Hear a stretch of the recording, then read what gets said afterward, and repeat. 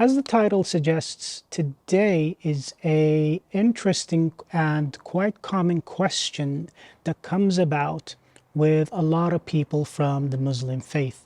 And that is the question, can Muslims do CBT therapy? The answer to that, very short and neat, is absolutely yes. It's fully possible.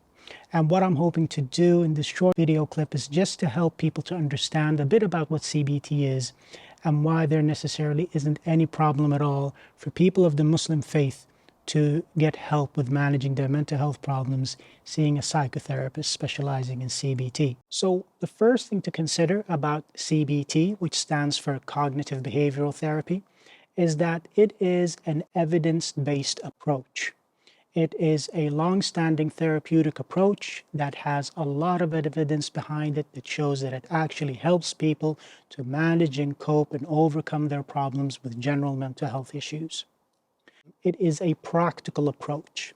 It looks at the person in terms of their here and now and the difficulties that they're having, facing the situations and environments that they're in, looking at the way that they're thinking and reacting, looking at the emotions that they're having through, and then ultimately looking at what it is that they're doing that they don't want to do, or the opposite, what it is that they're not doing that they wish they did. And so it's very practical in helping the person to change their ways about how they think about things, how they understand things, how they are better placed to react in ways which are more helpful for them to live their lives more fully. It is a very collaborative approach. It's something that you do together with your therapist based upon the understanding and theory that's explained to you as a person seeking help. Once that explanation has been given, you can only go forward in planning the interventions and the treatments involved if both are you in agreement that you seem to agree with the theory that's been placed, or and that you are placing your trust in the therapist.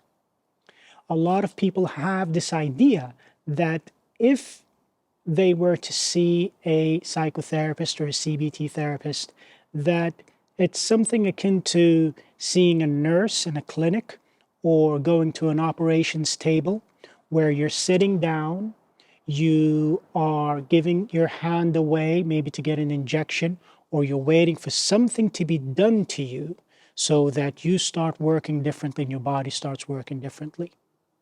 And psychotherapy in general is very different to that. It has to be collaborative. There has to be an agreement between both. It's better to think of it more like seeing a personal trainer in a gym where you're given certain ideas about how your body works, why you are the way that you are. You're given ideas about what exercises to do and how to plan your diet. You come to an agreement with your trainer, and then it's up to you whether you actually want to do the work or not. And then gradually, as you keep seeing your trainer, you start seeing results, and that lets both of you know that things are working and you carry on. That's a very helpful way of looking at psychotherapy from a collaborative point of view, that this is something that you're in agreement with, that you're happy to follow along.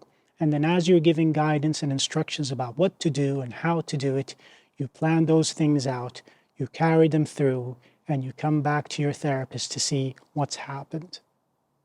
So it's very open and very collaborative. It focuses a lot on how you end up facing the situations, the environments, or the thoughts that you're having. With most common mental health problems, a problem arises when the way that a person reacts to those difficult thoughts that they're having, or the difficult emotions that they're going through, or even the difficult physical sensations that they're going through, is impacting their life so that they can't live their life fully. It impacts you in the way of being able to work and complete your daily tasks, or it's impacting you in your home management to complete things at home. It's impacting you in your social life and your ability to speak with other people.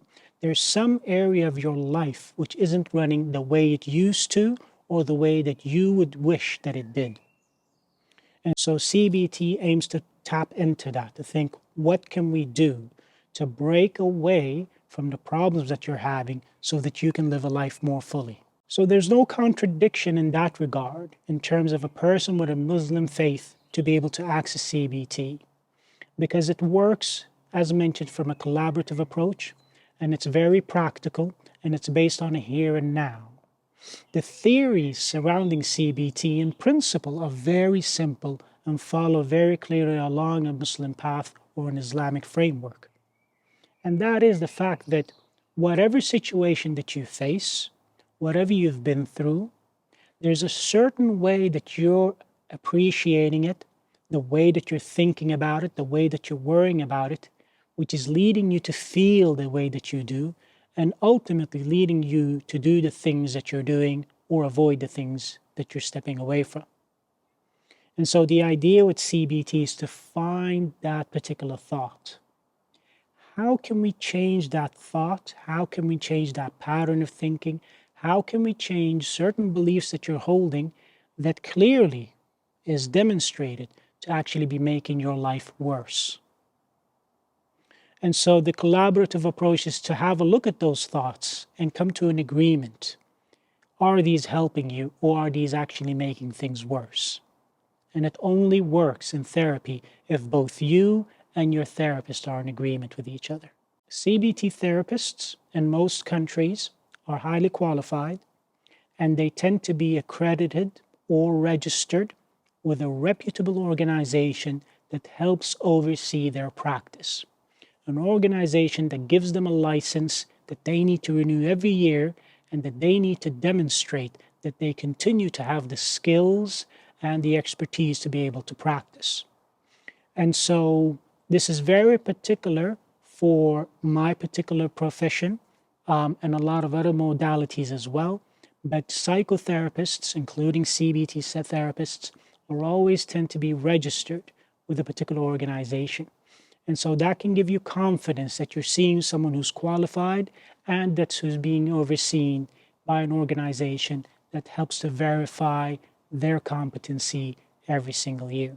So I hope this video has been helpful for you. I just thought I might just lay that out, that there's nothing along the lines from a person who, if they are a Muslim person and feel that they might compromise on their faith or their beliefs, that would go against seeking psychotherapy, and in particular CBT psychotherapy. Myself, from my own practice, I've seen a lot of Muslim people. I've helped to treat Muslim people with a lot of different problems that they have. And one of the most common comments that I get post after sort of completing treatment with them is that they found it very helpful to be able to speak for someone with the same faith, with the same beliefs, because it helps to form them in a more helpful way for them to be able to take actions. Muslims, and in particular practicing Muslims who hold on very strongly to the core beliefs of the faith, tend to have an overarching sort of belief around life and what the meaning of life is and what the purpose of life is and why people take action in their lives and for what purpose. And it tends to be the case that, from my experience, if you're able to form the interventions that you're taking, the steps that you're taking to overcome your mental health problems, and you frame it within that belief that there is something that you're doing for a higher purpose, for the sake of God, for the sake of getting better in your life and receiving ultimately that improvement from God after you've taken action, it serves as a really strong motivator to carry on. Therapy can be quite an intensive process, so there are difficult periods of it, but that tends to help you through to just overcome those barriers that you go through. And that's definitely been my experience when seeing people of Muslim faith who are happy to discuss with me about their particular faith and how they see things and how they understand things.